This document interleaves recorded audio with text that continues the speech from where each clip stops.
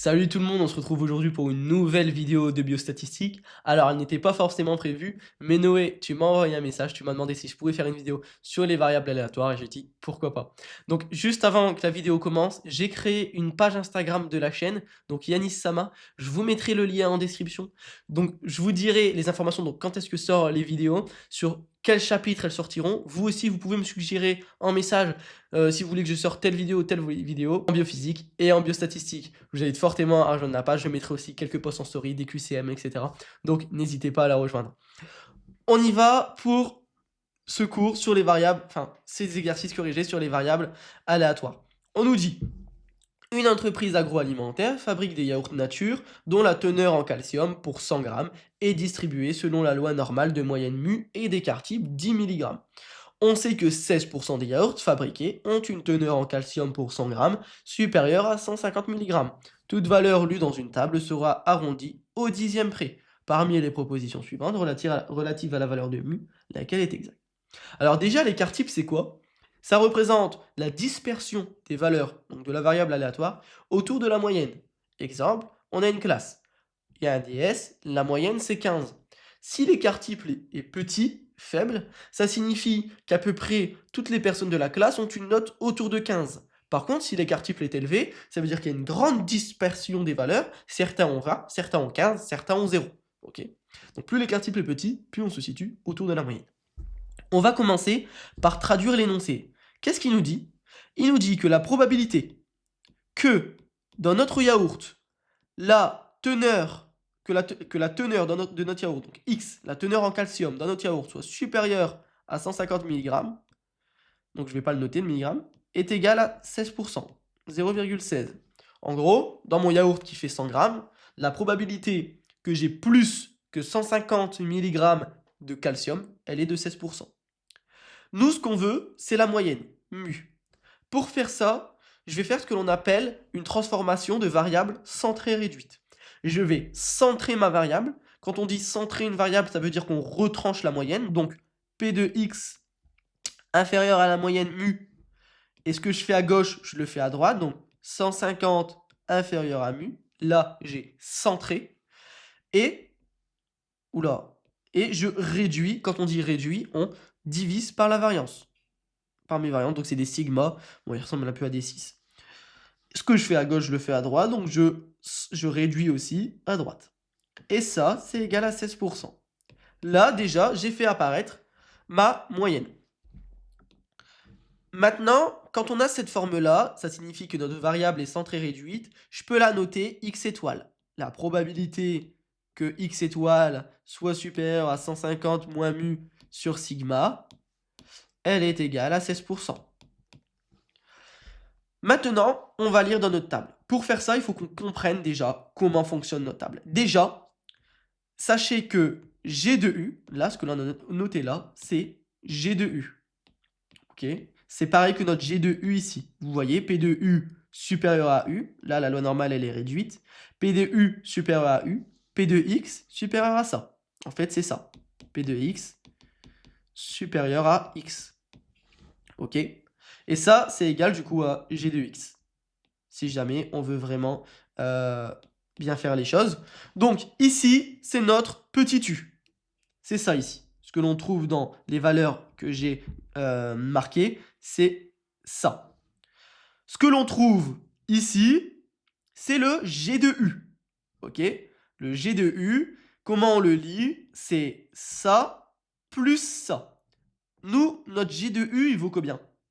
Notre G de U ou bien notre G de X, c'est 16%. 0,16. 0,16, il est ici et ici. Si j'avais 16,5%, si j'avais 16,5%, eh bien, j'aurais lu ici, ici, donc là. Notre petit u, ou notre petit x, il aurait valu 0,9741.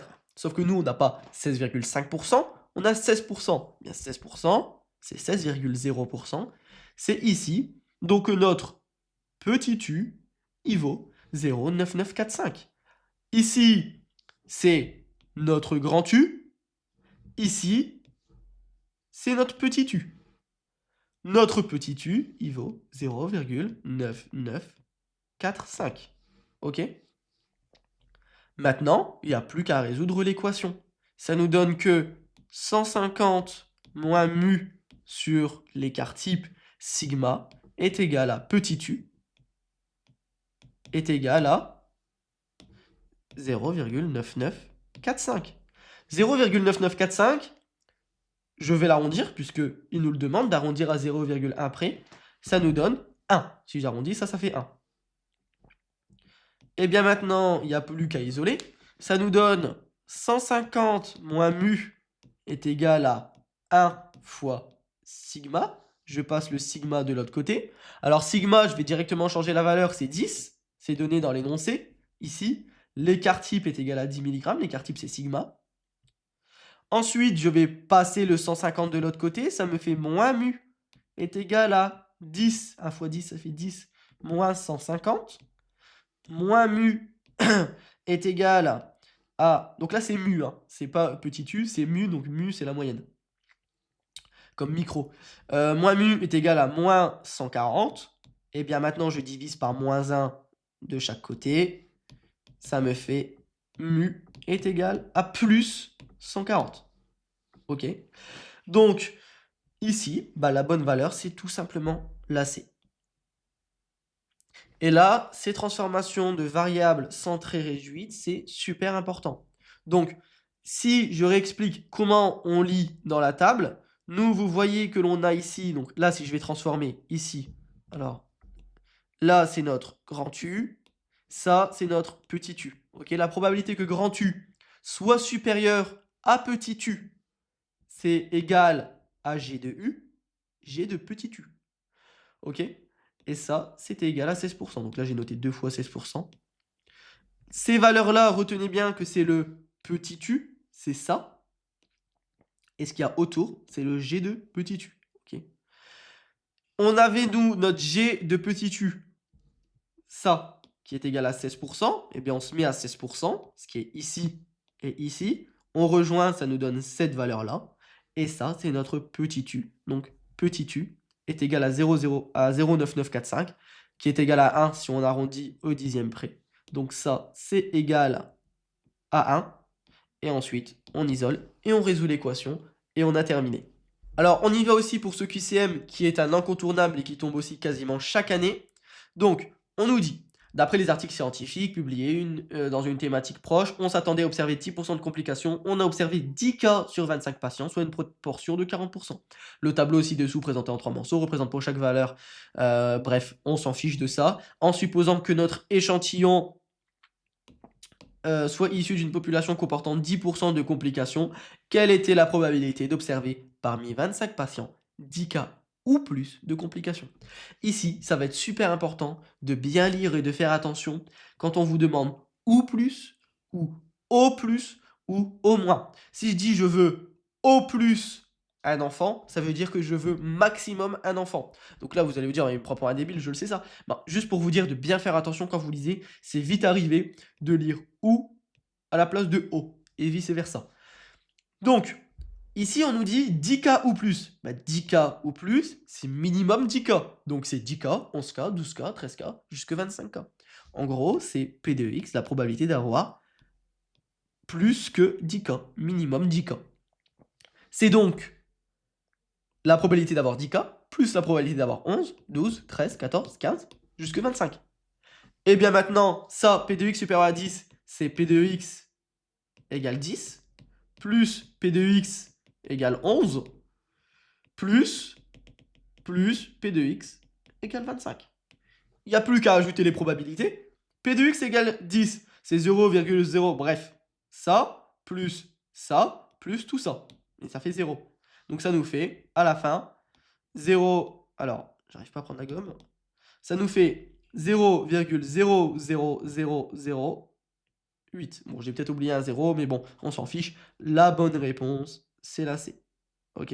Donc vraiment attention de faire ça. Si on vous avait dit la probabilité d'avoir au plus 10 cas, ça aurait été ça. Ça aurait été la probabilité de tout ça, plus la probabilité de tout ça. Mais bon, ça m'étonnerait qu'il vous pose une question comme ça, parce que là, ça vous fait quand même beaucoup de calculs, sachant que vous n'avez pas le droit à la calculatrice. Donc, mais bon, c'est possible. En tout cas, sachez juste que 10K ou plus, c'est minimum 10K, et 10K au plus, c'est maximum 10K. Retenez ça, P de x supérieur à 10, c'est P de x égale 10 plus P de x égale 11 plus P de x, jusqu'à ce que ça s'arrête, donc ici 25. Et donc voilà pour ce qui CM. Lui aussi, il est typique, il tombe quasiment chaque année. Je vous invite à rejoindre la page Instagram où je posterai, comme je vous ai dit, des posts sur le contenu de YouTube, sur les vidéos que je compte faire, sur quand est-ce qu'elles sortiront. Vous aussi, vous pouvez me suggérer des chapitres que vous voulez que je traite. Et puis on se dit à bientôt.